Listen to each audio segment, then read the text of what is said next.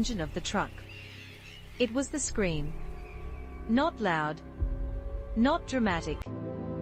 Just one short cry swallowed by the cold dawn fog rolling across the orchards of northern Italy. The kind of cry that disappears quickly, but leaves something behind in the air. Something heavy. Something wrong.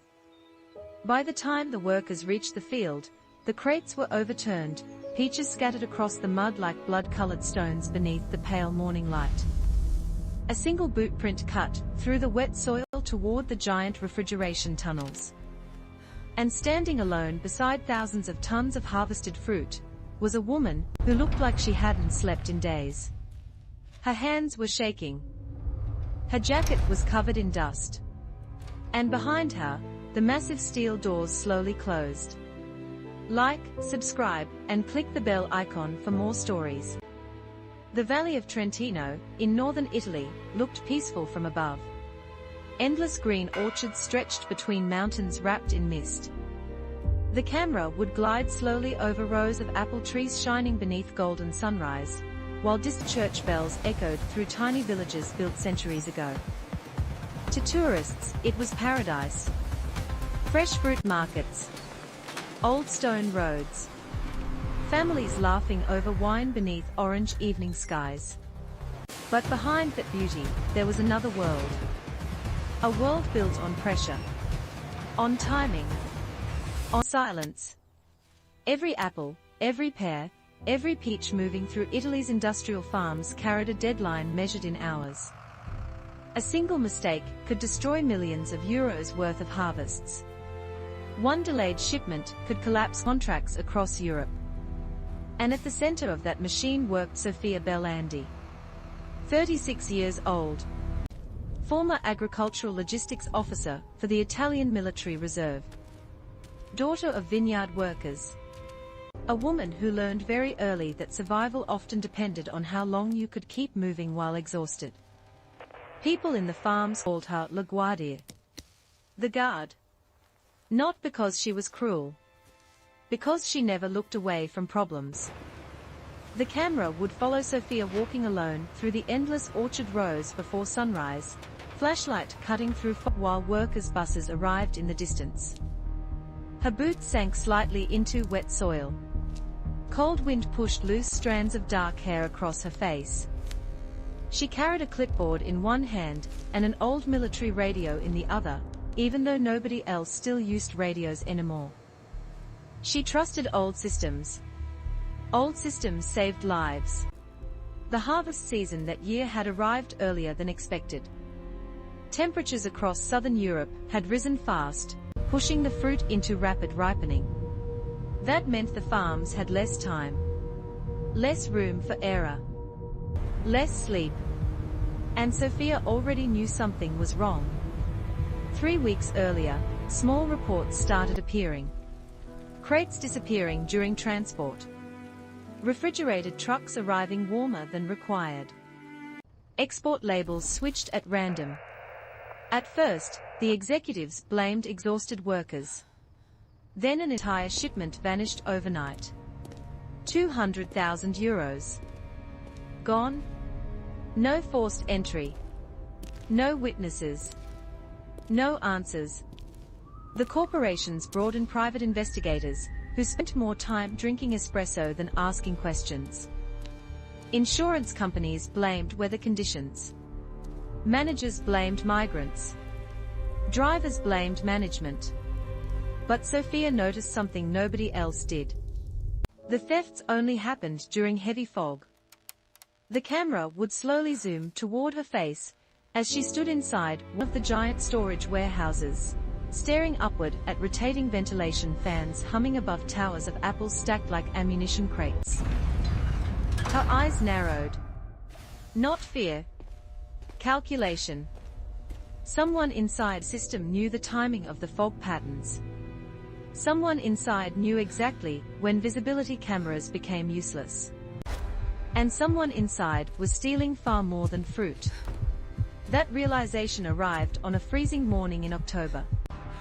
At 4:17 a.m., Sofia received a radio call from Farm Sector 12 near Bolzano. One of the night workers had stopped responding during inspection rounds. It should have been routine. A dead battery. A drunk worker asleep inside a tractor. But when Sophia arrived, the entire loading zone was silent. No engines. No workers talking. Nothing. Only the distant metallic creaking of refrigeration fans. The camera would move slowly behind Sophia as she crossed the dark loading yard beneath pale security lights. Condensation drifted through the air like smoke. Somewhere nearby, water dripped rhythmically onto concrete.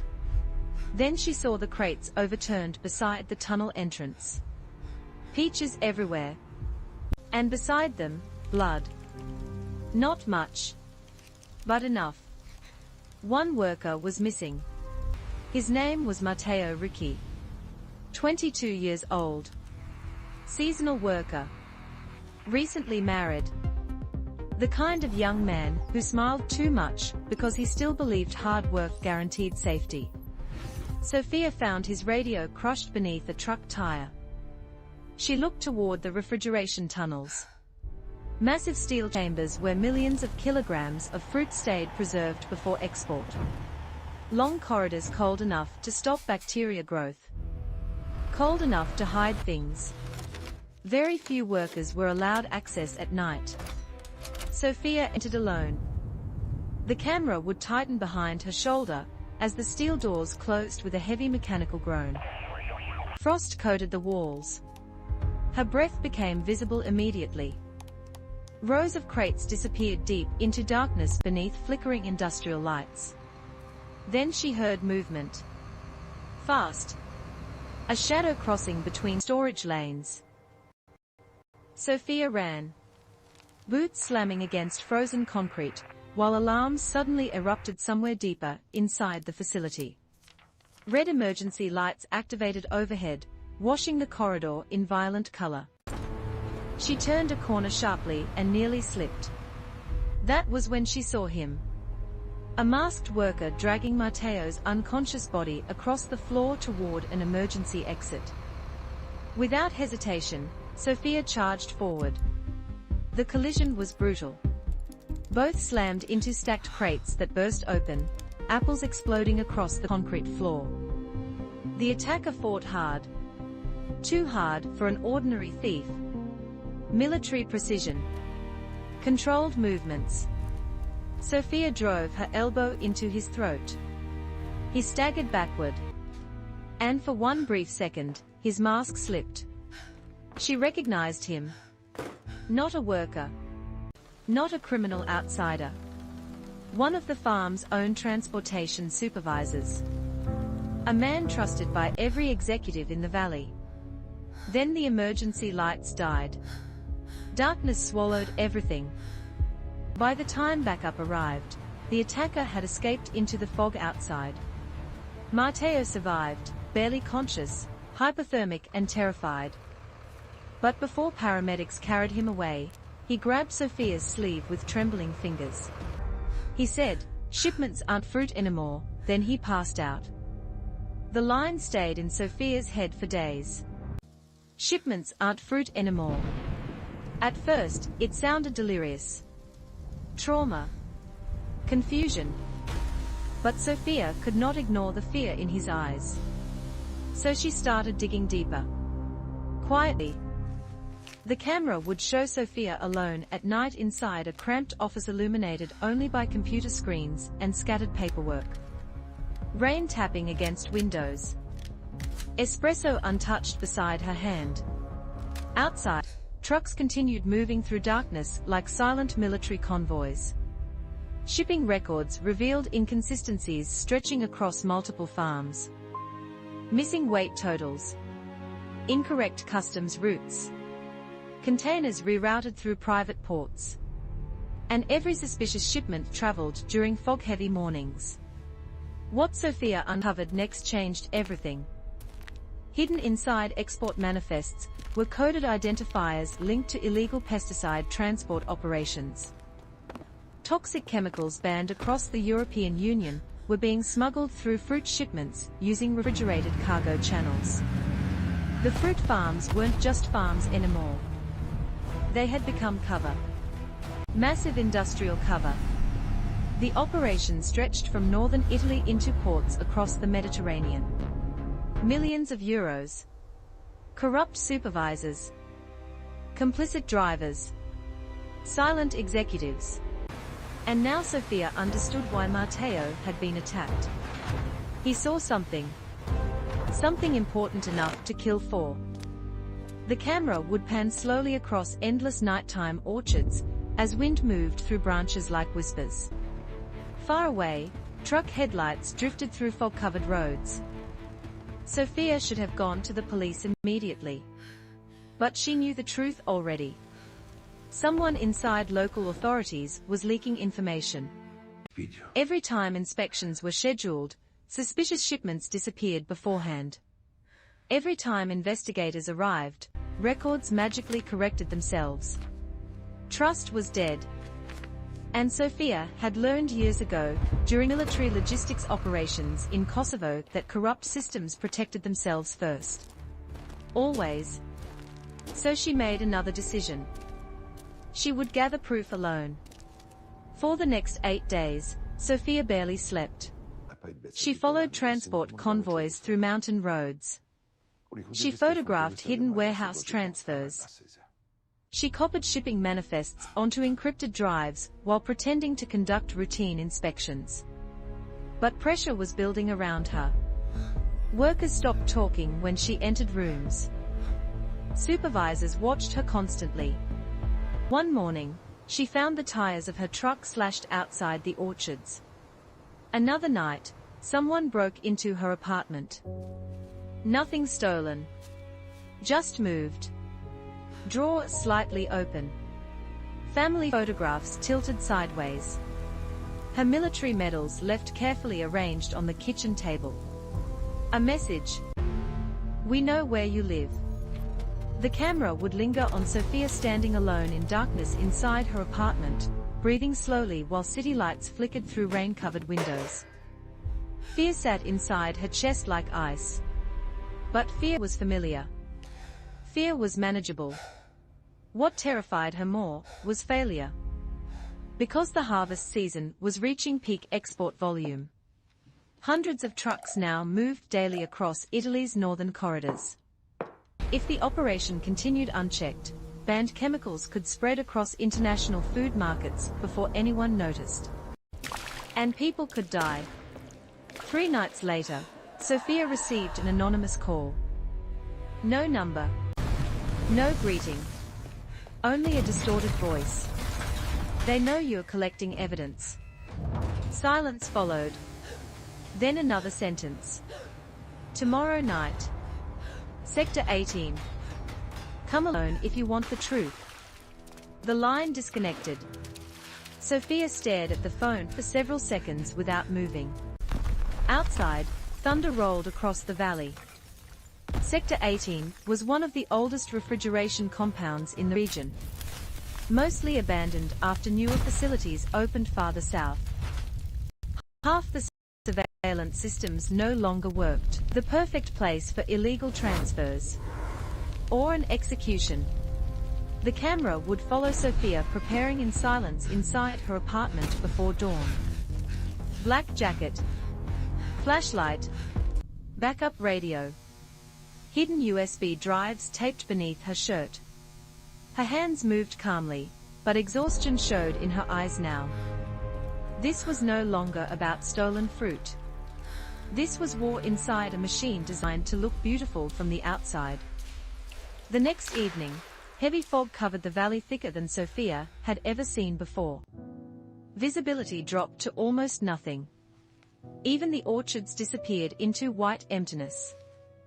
At 11:42 p.m., Sofia parked near Sector 18. No lights. No workers. No sound except distant refrigeration generators humming through darkness. She stepped forward slowly. The camera would move low behind her boots crunching gravel while fog swallowed the abandoned facility ahead. Rusted metal fences groaned softly in the wind. Then she saw movement near the loading dock. A woman. Young, injured, terrified, one of the migrant workers from the southern orchards. She stumbled toward Sophia, bleeding from her forehead.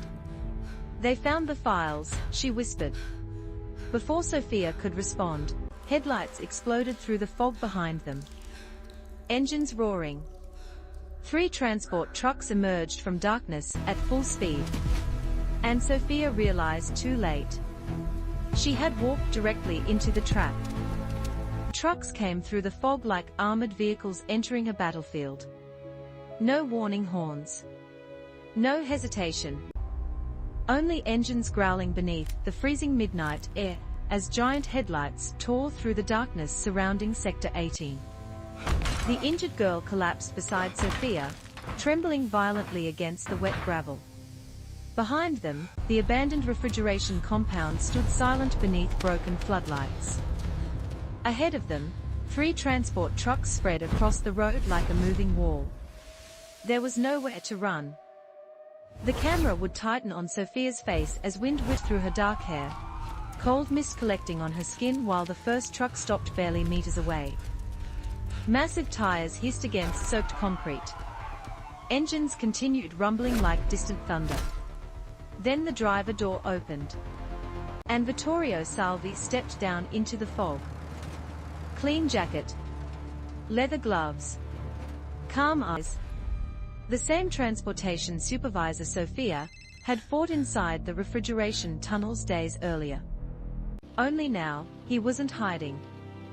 "You should have stopped digging," he said quietly. No shouting.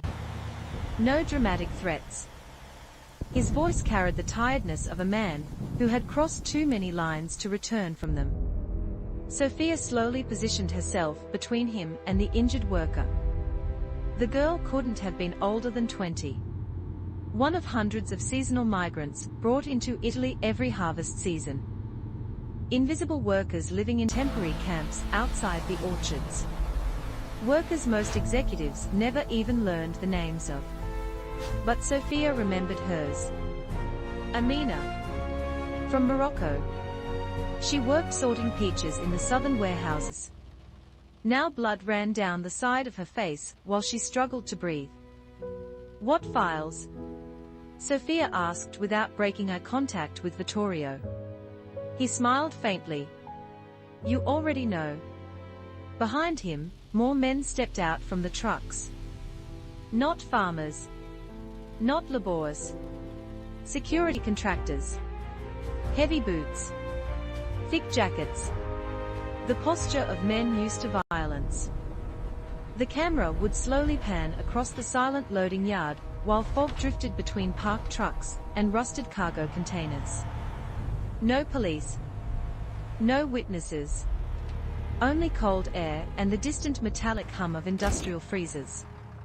Vittorio removed his gloves carefully. "You think this place feeds Europe because of tradition?" he asked. "Because families sing while picking apples." His eyes hardened. "This industry survives because somebody keeps the machine running." Sophia stayed silent. "You saw the manifests," he continued. "You know how much money moves through these farms every week. Governments eat from it. Corporations eat from it. Ports survive because of it." He stepped closer. "And you're risking all of it for what? Rules?" The injured girl behind Sophia whispered weakly. "They killed Hassan." Vittorio glanced toward her with irritation. For the first time, Sophia saw something crack beneath his controlled expression. Not fear. Pressure. The operation was collapsing faster than he expected.